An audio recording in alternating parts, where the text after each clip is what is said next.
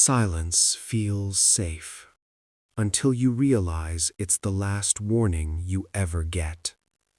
Everyone believed their homes were protected by routine, trust, and familiarity. The mistake was tiny, almost polite.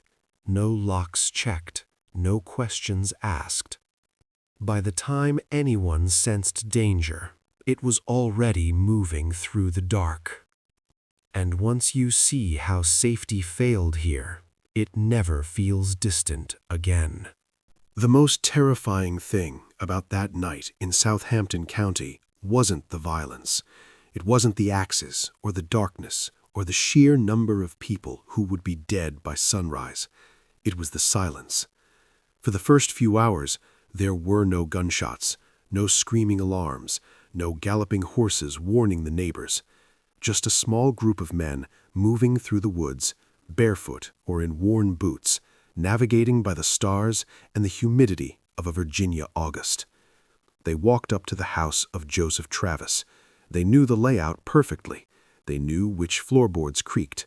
They knew where the master slept, where the weapons were kept, and where the cradle was. They didn't break in.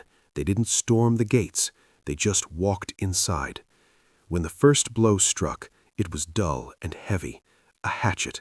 It didn't kill Joseph Travis immediately. He sat up, confused, calling out to his wife. That was the only mistake the killers made that night. The second blow, delivered by a man named Will, finished the job. They moved methodically through the house, the wife, the apprentice, the children. They left the house in silence.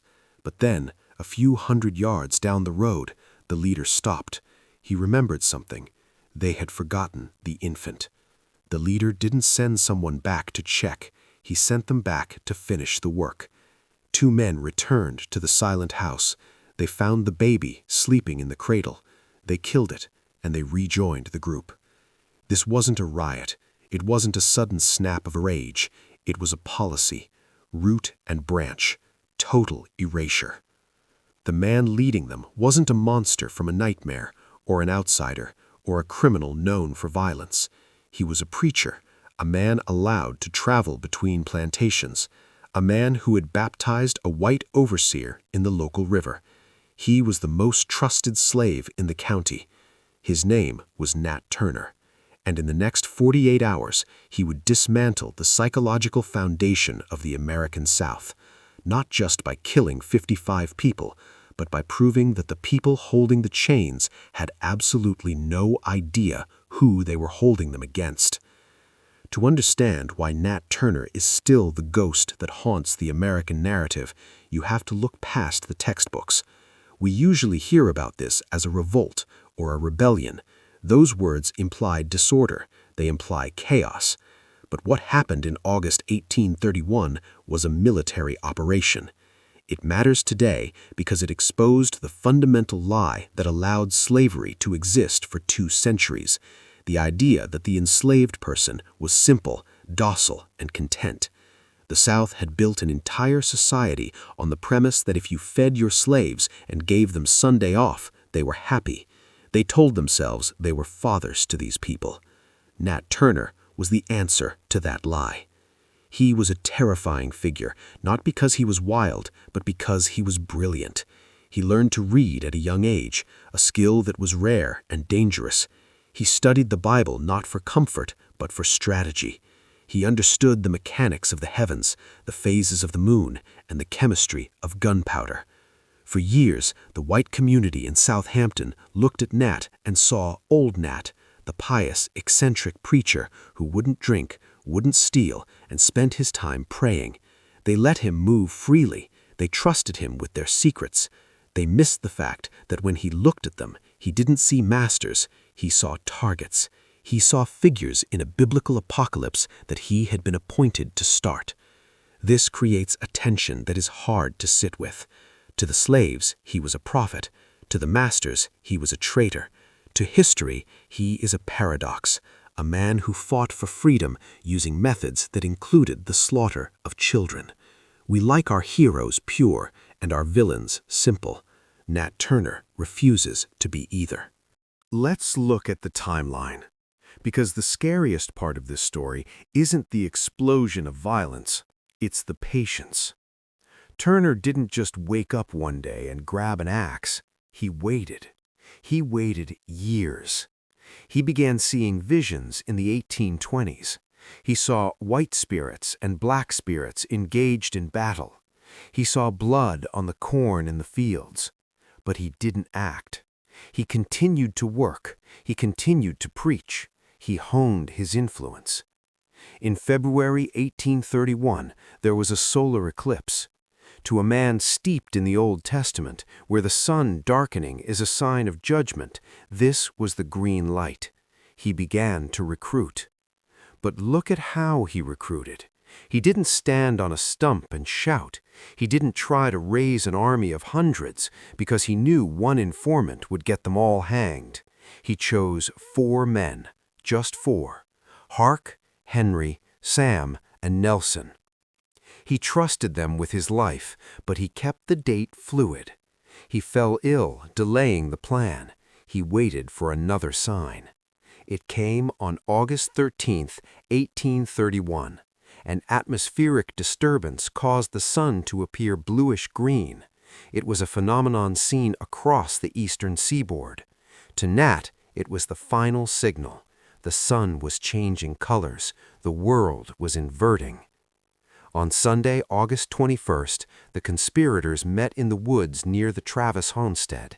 They roasted a pig and drank apple brandy. By late afternoon, the group had grown slightly, 6 or 7 men. They sat in the woods as the sun went down. They weren't frenzied. They were discussing tactics. The plan was simple: strike hard, strike silent, and strike fast.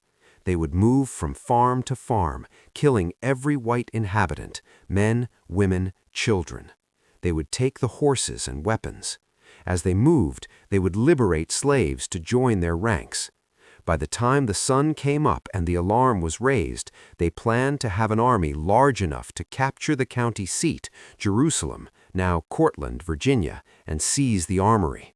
From there, they would retreat into the Great Dismal Swamp, a vast, impenetrable morass where they could hold out for years, or perhaps march to the coast.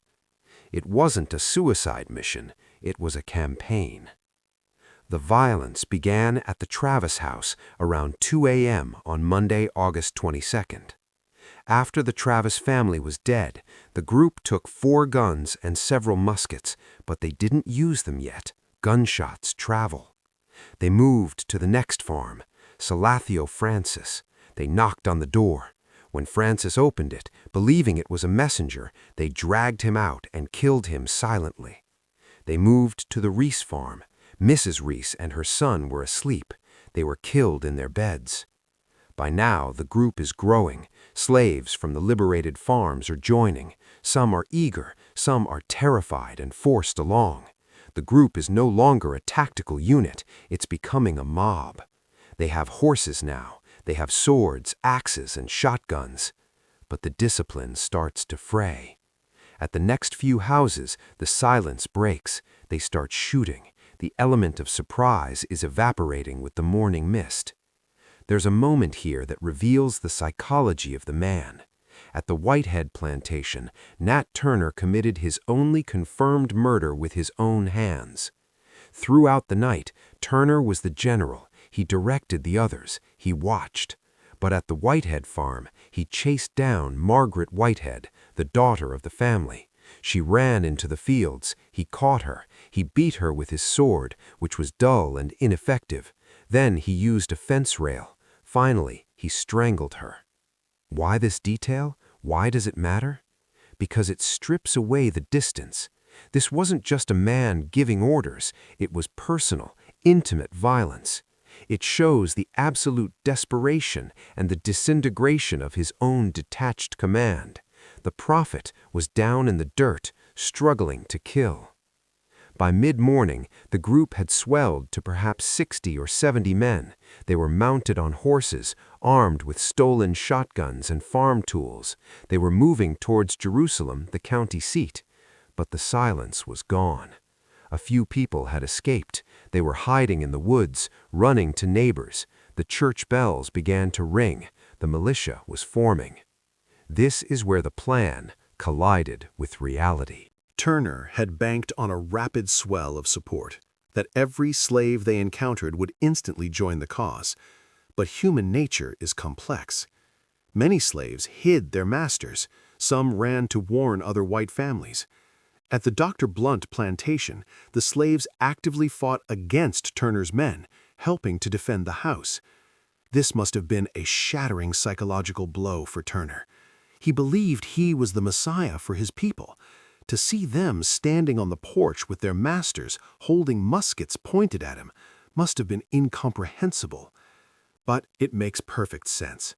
These people knew the odds. They knew that if Turner failed, the retribution would be biblical. They were choosing survival. The turning point happened at Parker's Field, just outside Jerusalem. Turner's men, tired, some of them drunk on brandy from the cellars they'd raided, encountered a small group of militia. Initially, the rebels had the advantage. They fired and the militia retreated. But then reinforcements arrived. The tide turned. The rebels, who were not trained soldiers, panicked. They scattered. In that moment, the army dissolved.